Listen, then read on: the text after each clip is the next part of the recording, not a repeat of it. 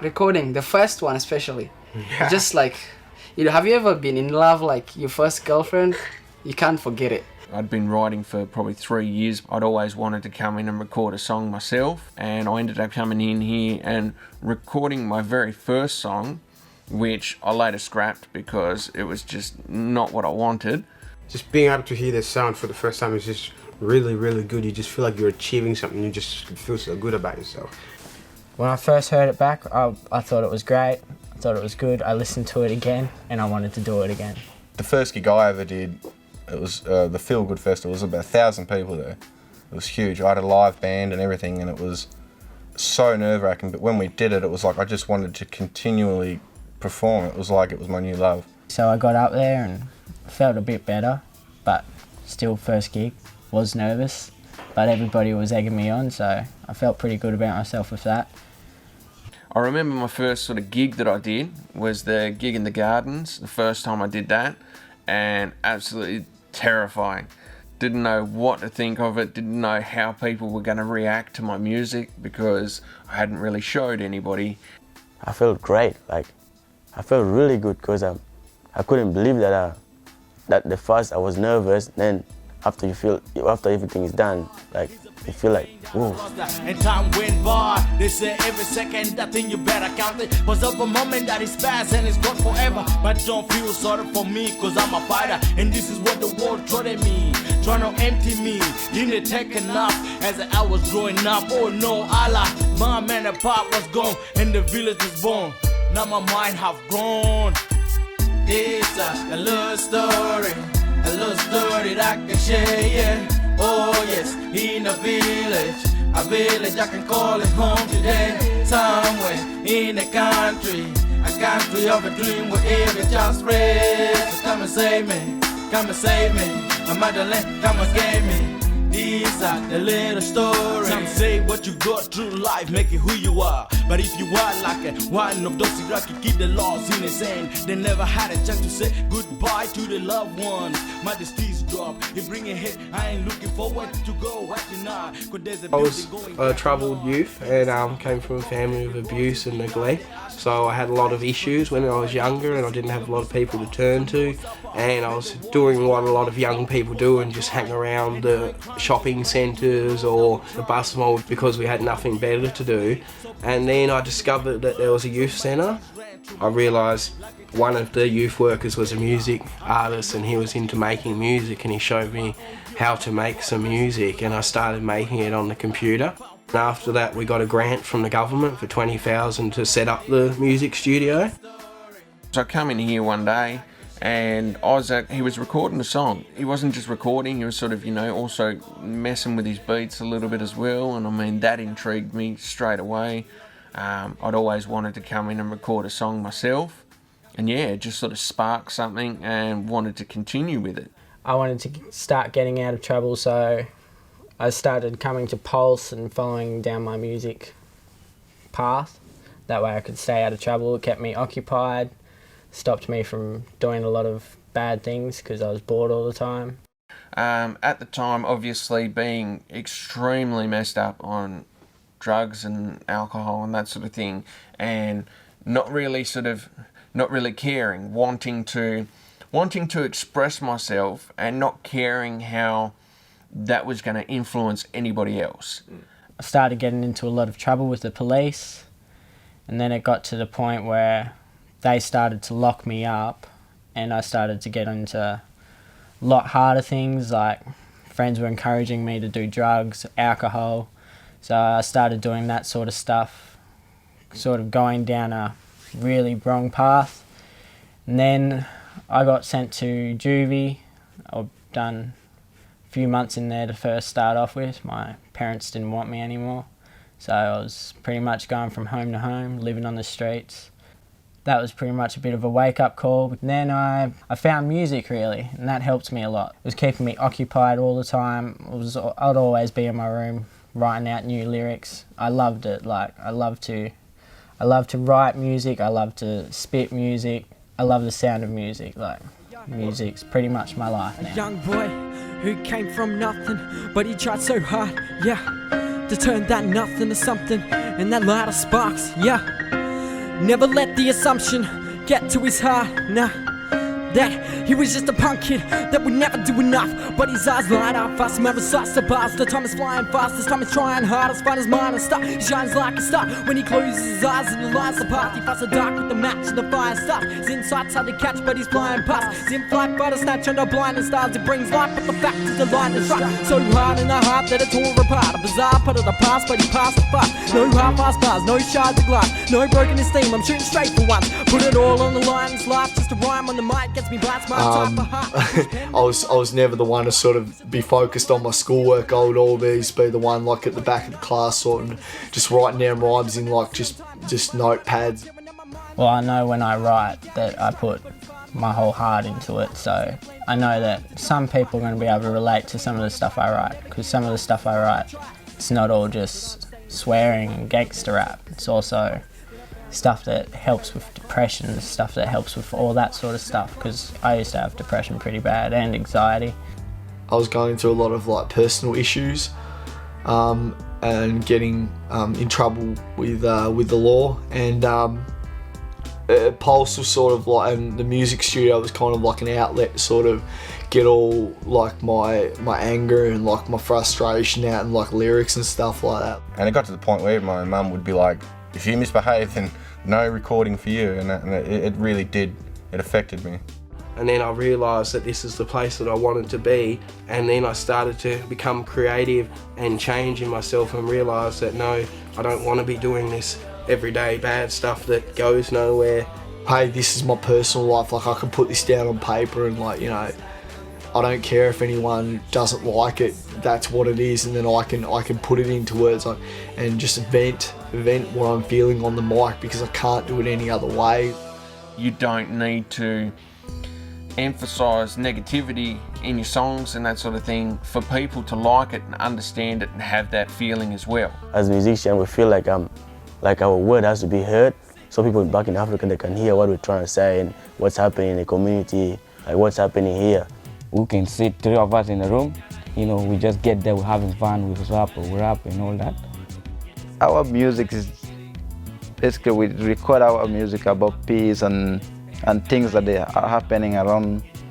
Sometimes you're not in the mood of writing a rap, even though you try really hard to write, it just doesn't come. This is happening, this is bad, this is good. So we should put this in a song, and yeah, something to get people dancing and make the beat sound a little bit, you know, to get people up to dance. Very, very nice thing. My influences would be Bliss and SO for one. That were the first guys that I started listening to. When I was on processing coming to Australia, basically I was listening to Lucky Dube, and I was like, oh man, if I grow up I want to be like reggae star, I want to like make reggae music and stuff. Influences at the moment though, I'd probably have to go with The Herd. Frosty, Drastic, Vibe, Fundamental, guys like that. And Downside, I really like their music because what they spit is just, it really gets through to you, it makes you think too. I know this sound awkward, but as soon as I hear 50 Cent's going hard in the club, I was like, shit, I gotta rap. I gotta start rapping now and stuff. I've been seeing like this big like rich rappers and everything. They mostly talk about how their life is, like how rich they are and how many girls they sleep with and everything, and what chain they're wearing. And then I thought, well, that's not how the world is from my view. And I don't like try to be famous or anything, but I just want to be like people to hear how it feels or what it feels like to be in where I was back in Africa. People could say that it's just nothing, that it's easy to do, you can just put on a beat, write a rap. I'd just say to them, try it.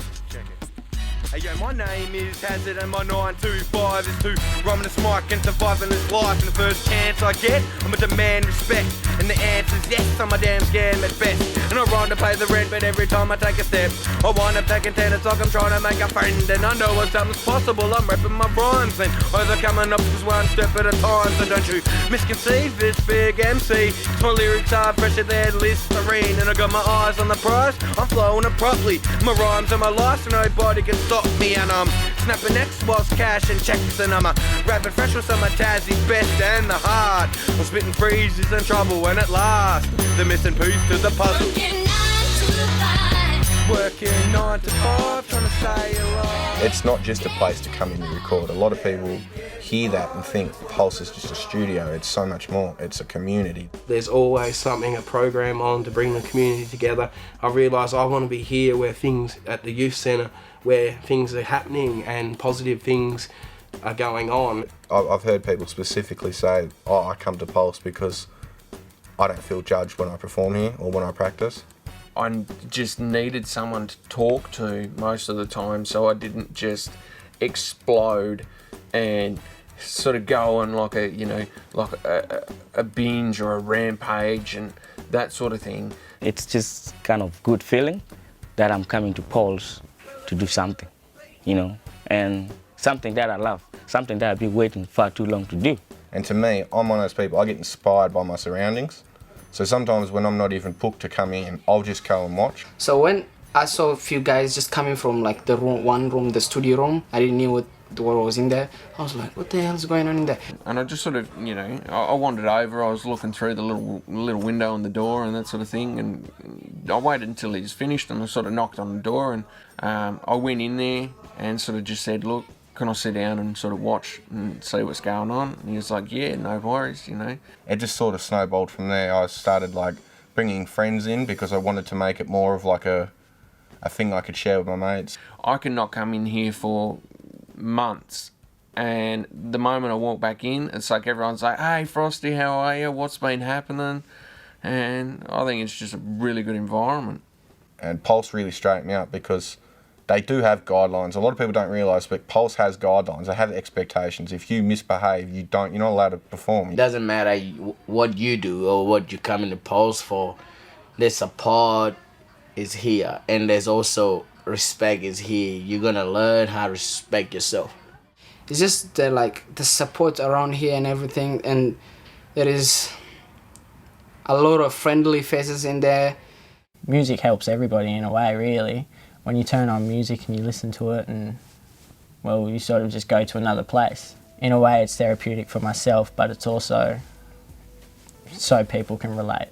I want to give that positive message, you know, through a song without lacking the fact that I'm going to express myself, still expressing myself, but doing it in a way that's not going to impact negatively on you know, some younger person that's going to listen to my music and go, right, well, I want to do that now. You know, sort of glorifying drugs and that sort of thing. I don't want to do that anymore. If you represent Tassie, never be retreating from mainland Australia. Never settle for being called a Tasmanian failure. Say that to me and I'll nail ya to the wall. Whether we're in the street or in the mall, I can walk tall with my head held high. I can walk the streets late at night, not have to worry about being knifed. It's a blissful life to live, it's where I want to raise my kids. But too many are making this place shit. They don't stop to think, too busy in the square on the drink. Another goon bag, ready to sink. I'm sick of this shit, I'm ready to cut sick. These dumb should love this place where we live. Be proud of the dark clouds, be proud of the rain. Who knows when the rain will come again? I strain my brain, trying to send this message. All of us should be proud of our heritage. Love this place, be Tassie proud. If you're a Tasmanian, shout it out loud. Don't walk around with a frown, smile. Be proud to live on the Devil's Isle. I look at it like people are watching me do what I love.